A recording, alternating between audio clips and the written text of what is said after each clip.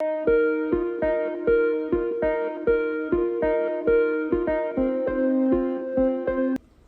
کارهای داخلی ولایت مختار کوهستان بدخشان روز 18 اپریل سال 2023 خبر داد که کارمندان بازرسی دولتی اتومبیلی در حدود نویه روشان یک ماشین تمغه خوانده رقم قید دولتیش 7211 SR01 را برای سنجش منع کردند. ضمن سنجش معین گردیده است که ماشین را نابالغ 15 ساله خواننده صنف نوع یکی از مکتب‌های نویه که حقوق اداره واسطه نقلیات را ندارد به طور غیر قانونی اداره می نموده است. طور معین گردید ماشین مذکور به امک نابالغ نوبهعرف عبدالنظر سال تولدش 1964 استقامت کننده نویه روشان دهه جنگلک تعلق داشته نام برده دیده دانسته که نابالغ شهادتنامه رانندگی ندارد ماشین را برای اداره نمودن به جان نابالغش واگذار نموده است. گفته می شود در اطلاعیه ملیته ولایت مختار کوهستان بدخشان در نتیجه نسبت به راننده نابالغ طبق طلبات ماده 336 قسم 1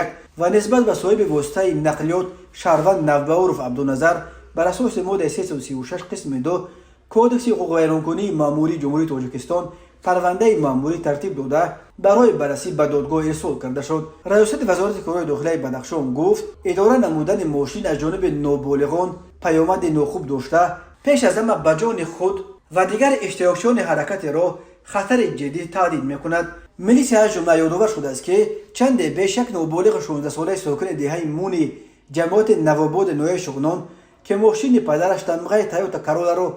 غیر قانونی اداره می نمود ضمن حرکت از عهده اداره ماشین نبرآمده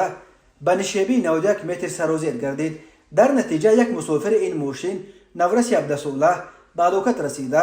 5 نابالغ دیگر جراحات گوناگون در نمود شکستن میان و دیگر اعضای بدن برداشتند. با نظر داشت این ریاست وزارت کارهای داخلی ولایت مختار کوهستان بدخشان